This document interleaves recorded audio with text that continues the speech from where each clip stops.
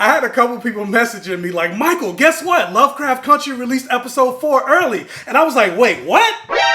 I think it's safe to say that this is one of those rare moments that we're glad something came a little early.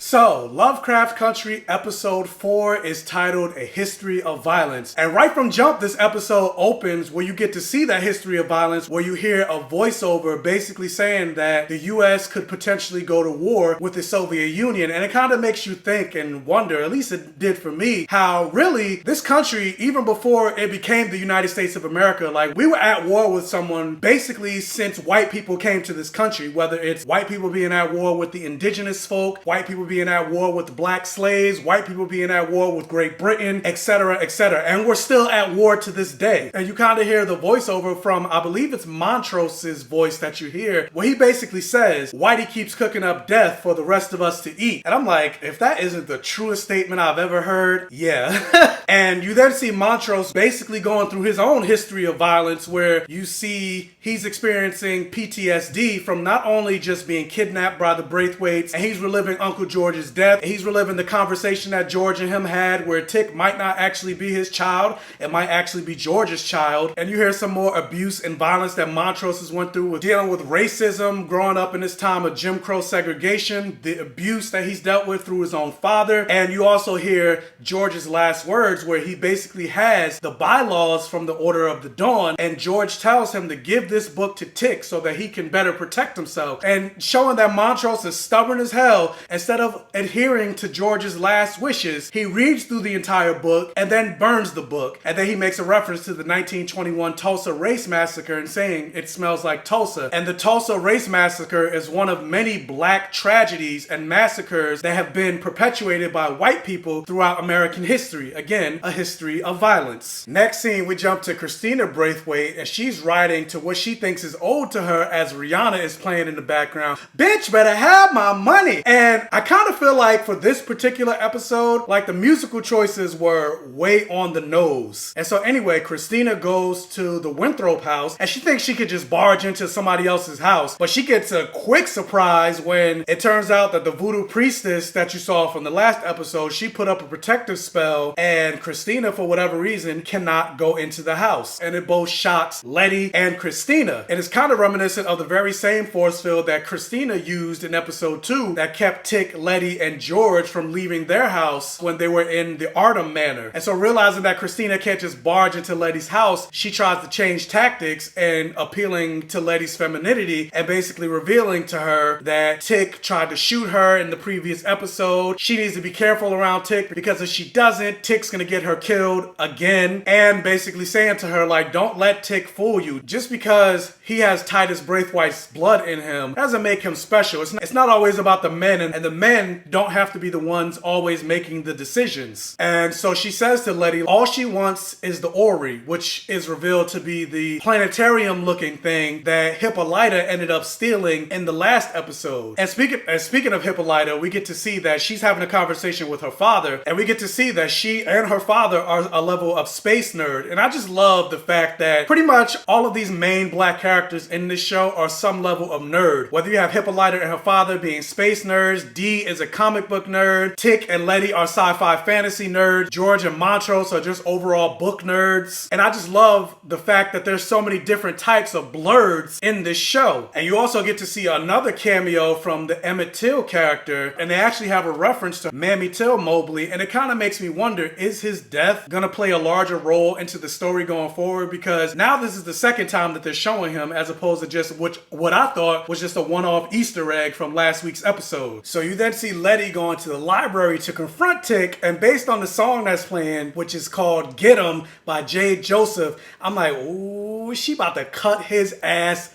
up. And she does, and throughout the conversation that they're having, you kind of learn more about the reason that Tick couldn't pull the trigger on Christina in the last week's episode, whereas just like her father, she cast an invulnerability spell on herself. And the invulnerability spell doesn't make you bulletproof like, say, Superman, but if anybody tries to harm you, they physically can't. And so as they're going through this conversation and looking through the books to try to learn more about the missing pages from the Book of Names, I was suddenly struck, and this is something I was like, I don't know why I didn't remember this before, but remember in episode 2 where you saw Tick's ancestor Hannah, she was running out of Artem's house and she had a book in her hand. I'm gonna go out on a limb and say that's the missing Book of Names, and eventually that's gonna come into play later on in the season, and all this questing that Titus, Letty, and Montrose are doing to try to find the missing pages that Horatio Winthrop stole. They're just gonna get those and it's gonna complete the Book of Names, thusly making Tick way more powerful than Christina is gonna end up becoming, because I have a feeling that Christina's gonna find some of the pages, but Tick is gonna end up having the entire book, thus achieving the ultimate power that Christina herself is looking for. But no matter how much Letitia has come through for helping Tick, with even like the first episode where she saved their life, saying she is not girl, she's Letitia fucking Lewis, Tick is still being stubborn as hell, and he's trying to push Letty away. And then Letty ends up going to Montrose, and he's being stubborn as hell, and he knows a lot more information than he's divulging, but he doesn't want to tell them anything. And I'm like, I understand that they're trying to protect their loved ones, but all of this secret keeping and thinking you can handle things on your own, it's just gonna make matters worse. Like, you guys are not gonna get through this unless you work through it together. And you would think, based on the last couple of episodes, they would have realized that by now, but I'm like,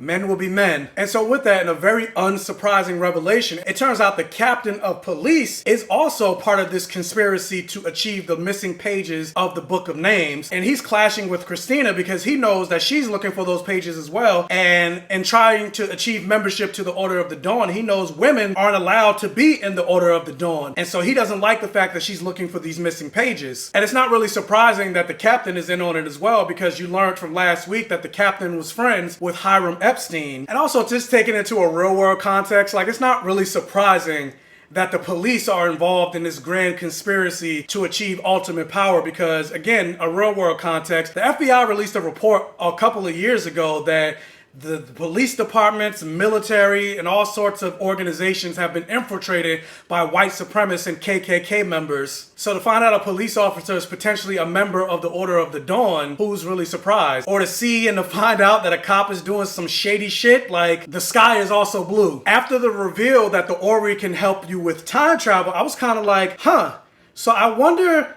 if, because more than likely time travel is going to play a role in this show later on in the season, I'm like, I wonder if this is a stylistic choice, because remember how the last 3 episodes, and even in this episode, they have all manner of references through black pop culture, no matter what the time period is, whether it's a speech that James Baldwin gave in the 60s, whether it's the Jeffersons theme song that was created in the 70s. You got Rihanna playing, which this show takes place in 1955. Rihanna wasn't even born in 1955, let alone making music. Even Dorinda Clark Cole with her song Take It Back from last week's episode. Dorinda Clark Cole wasn't even born in 1955. So you got all these manner of black cultural references throughout time playing during this show. I wonder if that was a stylistic choice from the showrunner, because at a certain point they are going to be messing with time on this show. Maybe I'm thinking way too much in it, but I was just like, either way, I still love it. But continuing on with Christina's storyline, and a couple of you guys actually called this in the comment section, and I kind of mentioned it briefly in one of my earlier episodes, but yeah, I feel like this episode fully confirmed that Christina and William are indeed the same person. Maybe not in the sense that they're literally the same person, but I feel like, because I referenced this before, but they're more like a Ben and Glory situation from Buffy the Vampire Slayer, where I'll just briefly summarize it for those that don't watch Buffy the Vampire Slayer. But essentially, they're 2 separate personalities and 2 separate individuals sharing one body. And that's what I feel like Christina and William are. But backing up a little bit, continuing the theme of a history of violence, you see Hippolyta and Dee staring up at a star exhibit, and you find out that Hippolyta actually won a contest where she got to name a comet, which she named Hera's Chariot. It turned out that once the people that were running the contest found out that Hippolyta was actually a little black girl, they allowed her to keep the name Hera's Chariot, but they gave the credit to a little white girl. And it just makes you think of all the unsung black heroes throughout history that just have not gotten the credit that they deserve, or they created something and then the credit went to somebody else, even though that person person didn't create it.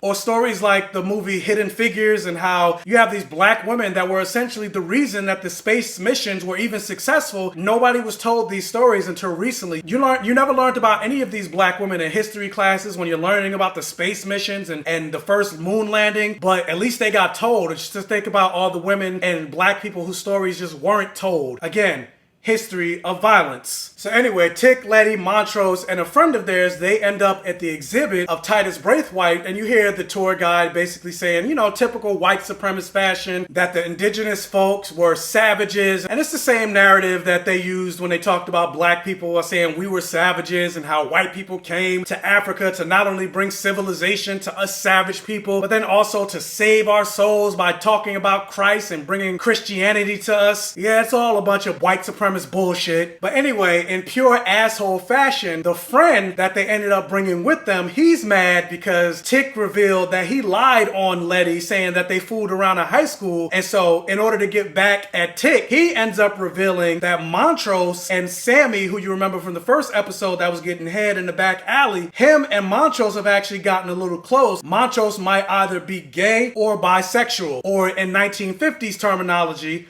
a sissy, which I believe is going to end up being true, because jumping back to the beginning of the episode and the PTSD that Montrose was experiencing, you heard his father in the voiceover saying, "Is that a flower in your hair, boy?" Or talking about him preening around the house the way he is. And more than likely, that's why his father abused him so much, to try to beat the gay out of him. And in 1950s America, you could be arrested for being gay. Hell, you could be arrested for having gay sex in the privacy of your own house. And being that this was 1955, this is 14 years before the Stonewall riots, and being an openly gay man or just being revealed to be gay, period, was either a death sentence, or you're shunned by society, or you're arrested. And even to the point that somebody as prominent like Bayard Rustin, who was the man that came up with the idea of the March on Washington, he wasn't allowed to be the face of the civil rights movement because he was an openly black gay man. Again, history of violence. So jumping around a little bit, you get to see Ruby's storyline, where she finally perfected her resume that she was talking about in the last couple episodes, and she goes into the department store that she was trying to get a job at, only to realize that they already hired another colored woman to work at that department store. And just like with most things in the world, and something that she knows, they're not going to hire two colored women because you're only allowed one token. And it's the same thing that they do in Hollywood. You can only have one black character in a movie, maybe even two, but if you have three or more, it's considered a black film, even if race or racism has absolutely nothing to do with the topic. But I digress. So anyway, this causes Ruby to be upset and depressed, and so given full-on Sister Rosetta Thorpe energy, she's at a club performing the blues. And this isn't the first time I thought of Sister Rosetta Thorpe. I think I mentioned her when I reviewed the first episode, and I'm just like, all these biopics that we're getting of these famous musicians and stuff like that, why haven't we ever gotten a movie about Sister Rosetta Thorpe, the person that Elvis stole a lot of his music from, and really the woman that pioneered rock and roll? Speaking of another unsung hero that doesn't get nearly the level of credit that she deserves. But yeah, if you don't know who Sister Rosetta Thorpe is, just Google it. So yeah, William ends up going to the bar that Ruby is in, and he's essentially trying to seduce her. And Ruby's like, "Nah, you're not the first white boy to try to promise me the world in order to try to lay with me." And William looks at her, giving her these intense, sexy looking eyes, and he's like, "But I can actually keep that promise." And I was like, ooh. I was like, wait a minute, let me adjust myself really quick, because I'm like, ooh, child. But continuing on with Ruby's storyline real quick, she's not in this episode for that long. William ends up succeeding in seducing her, and he goes into her house, and I keep talking about how he reminds me of Eric from True Blood, and Eric is a vampire. And I feel like the writers know this, because there's a moment that they include in this episode where Ruby accidentally cuts herself, and in a very vampiric type of way, William takes her hand and starts ingesting her blood while they're making out. And then they start going to town right on the steps. And I'm just like, the writers have to know about this True Blood vampire references. And then speaking of vampirism, this is something I didn't catch, so thank you to one of my loyal subscribers, Terracotta Kim, who pointed this out to me. But with Christina and Eric essentially being two personalities inhabiting one body, earlier in the episode, Christina couldn't get in the house, and her goal was to get in the house. And so, well, you saw William, who was on a mission, and I thought at first that he wanted Ruby for some reason, but Ruby was just a means to an end. Now he has access to the house in a very vampiric type of way, probably because she invited him in. Again, going with the theme of vampirism. Of course, we know he's not a vampire because he was out in the daylight, unless this is one of those types of mythologies where vampires can go out in the day, kind of like Vampire Diaries. But either way, William is now allowed in the house. But now getting into the meat of this particular episode, where last week's episode gave you black people in a haunted house situation, this episode gives you black people in an adventuring situation. And Tick kind of mentions it, and you see a reference to it where the little kid in the library is reading the book. He references Journey to the Center of the Earth, and there's also a little bit of Indiana Jones, and there's also a little bit of National Treasure in this episode, or any of those adventure type of movies. And this is the part of the episode where the whole thing just actually, hold up.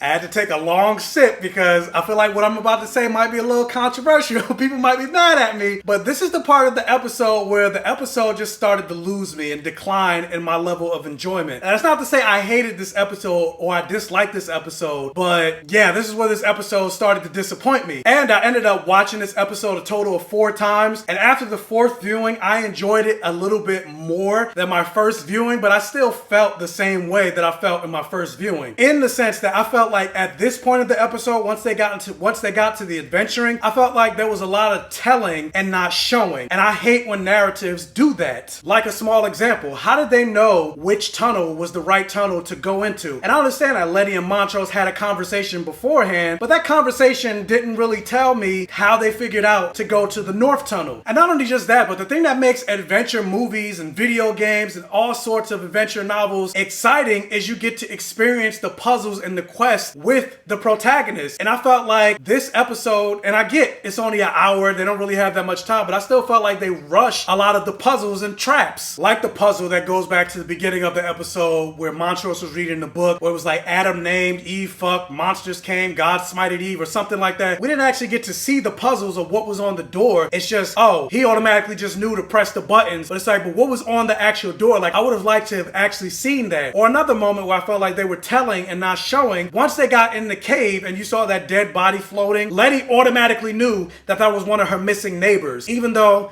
I'm sitting there like, how would she know that? Because it's like, A, that person's face was completely mutilated. She never saw her neighbor enter her house. They were killed before that. And considering that they drove all the way to Boston to get to this underground tunnel, for her to make that instant leap in logic and was like, oh, I think this is one of my neighbors that went missing a couple weeks ago. It's like, but how did you figure that out? To me, it felt more like she was saying those lines because she was telling the audience, hey guys, remember that tunnel from the end of last week's episode? Yeah, we're back in that tunnel. As opposed to her actually figuring it out herself. Like again, it just felt rushed. But I will say one thing I did enjoy in this moment is how Letty finally called out Tick from his super protective, overprotective bullshit and trying to keep them away from this Braithwaite situation. And Letty basically saying like, look, whether you like it or not, we're already involved. It's not just about you. I died. He was kidnapped. So cut the shit. Thank you, Letty. Hopefully now he finally cuts that shit out because it was getting on my nerves. But overall, I just feel like their relationship is toxic as hell. Maybe toxic isn't the right word, but it just seems like at every opportunity, Tick is trying to push Letty away. But the moment something happens, whether it's another man trying to push up on her or the situation with the danger that they're in this underground cave, only when that type of stuff happens, then that's when Tick wants to outwardly express himself in terms of how he feels about Letty. And Letty keeps letting it happen. And I'm just like, y'all two just need to sit down and have a fucking conversation. All this back and forth, it's just toxic as hell. But anyway, so then you get towards the end of this particular episode, and then you get to the thing that I just really was not a fan of. So there's a character that they introduced, this undead character that they introduced named Yahima Marakote. And it's revealed that this character is an intersexed character. They were born with both male and female organs and genitalia. When I watch this show, I always have the captions on, and while they were speaking, I saw that it said that they were speaking in the language of Arawak. And I didn't know what Arawak was, so I ended up Googling it, and it turns turns out the Arawakan people, also known as the Lacono people, were the first indigenous people to actually encounter Columbus. And we all know what ended up happening to the indigenous people once white people showed up. Again, a history of violence. And it turns out Titus Braithwaite was no different than Columbus, and he subjected Yahima to not only live this life as an undead overseer of these missing pages, but then ended up slaughtering their family as well. And just when you thought that cycle of violence was gonna end up being broken, when Tick rescues them from that underground prison, and me thinking that Yahima was gonna be part of the narrative going forward, when Tick bathes them, clothes them, and feeds them. But then in a very surprising ending, Montrose goes into their room and ends up murdering them by slitting their throat. And yeah, that's just something I just wasn't a fan of. Like, I understand that Yahima was not trans, but I would say they are definitely trans adjacent. And that's why I'm using the pronouns they as opposed to she or he, because Yahima identified as a two-spirit, both man and female. And that is something that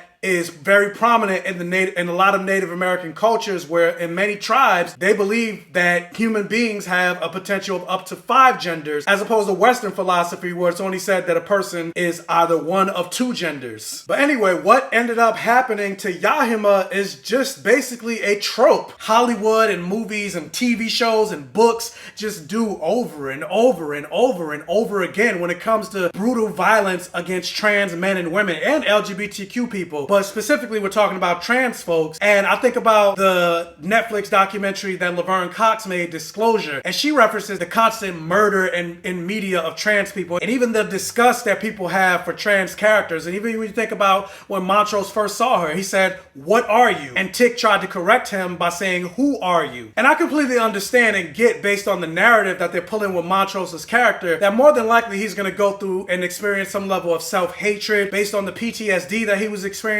and then the abuse that he went through with his father, which was probably why he also abused his son. And he's not, again, this is 1950, so more than likely he's not comfortable with the fact that he's attracted to men, and he's in denial. So I'm pretty sure that could be part why he ended up murdering Yahima, and also the fact that, yeah, he's trying to protect them from this magical world and doesn't want them involved, and he thinks keeping Yahima alive further involves them in this world. I mean, mentally, I understand all of that, but I feel like there are other ways to show Montrose being self-destructive than killing this intersex character. Or if you're going to introduce Yahima to kill them off, why make them intersex? Maybe Yahima is a very attractive man that Montrose is attracted to, and he doesn't like those feelings, so he ends up killing Yahima. Like, I feel like there's so many other ways to go about this as opposed to the way they did. And with a show like this that has been subversing so many different tropes, for them to fall into this trope of brutally murdering trans characters unnecessarily, I was a little disappointed by that. And I know, again, it throws into the narrative of a history of violence, not only just in the fact that Native people have been systemically murdered by racism and white people, but also trans men and women of color, specifically black trans men and women. They have been historically murdered at a very disproportionate rate by black men. But yeah, I just felt like overall this last half of the episode, like, I was disappointed. It kind of lost me. And yeah, again, it's not to say I hated this episode, but considering how hyped I was for these first 3 episodes, this episode left me feeling kind of hollow. And granted, I understand for any show, I talk about how Buffy the Vampire Slayer is one of my all-time favorite shows. I didn't love every single episode of Buffy the Vampire Slayer, so it's okay that I didn't love this particular episode. But in Misha Green, I'm still excited for this show going forward and seeing where all these storylines